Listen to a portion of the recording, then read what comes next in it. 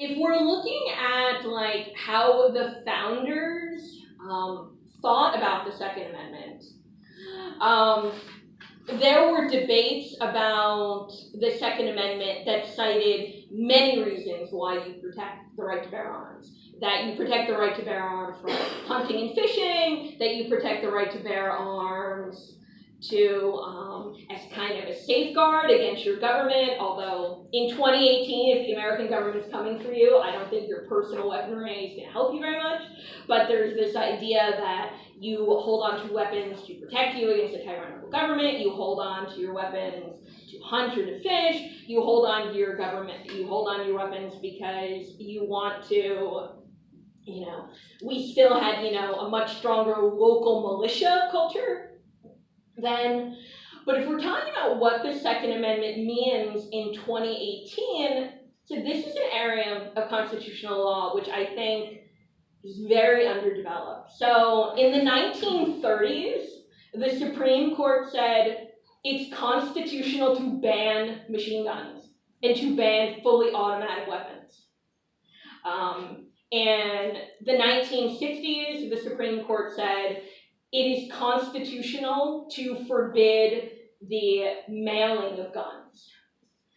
And in 2008 and 2010, the Supreme Court said it is unconstitutional to ban the ownership of handguns. So Washington, D.C.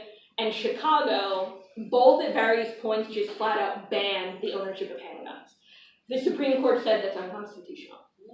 And in 2016, the Supreme Court said it's unconstitutional to ban the ownership of stun guns.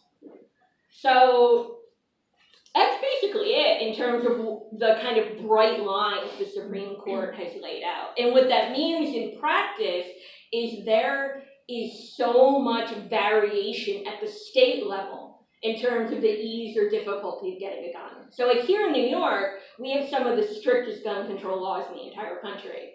It's much easier to legally buy a gun or to carry a gun in different places in the country. To drink beer in the park, which would be nice.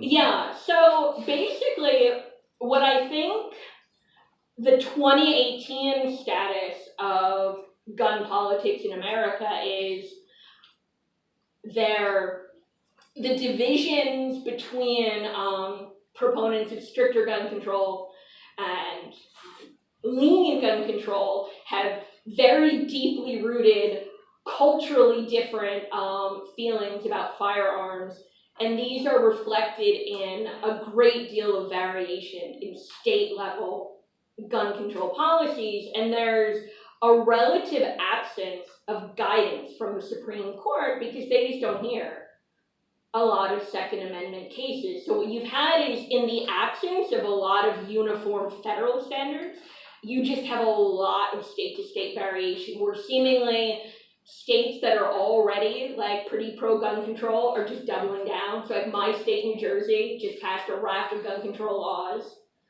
last week or 2 weeks ago.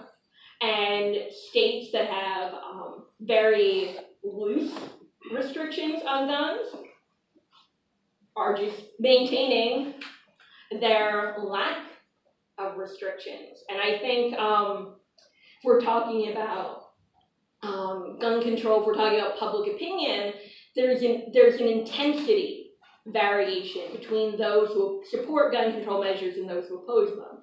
So a lot of gun control measures, you'll see polls that say like, 70-80% of the public supports this, but that support is kind of wishy-washy compared to the 20 or 30% opposition. So I think the difficulty of enacting national level gun control policies reflects the fact that a lot of times in American politics, passionate minorities trump disinterested majorities. We'll have to see if that's changing now with things like the mobilization of the Parkland students and things like that.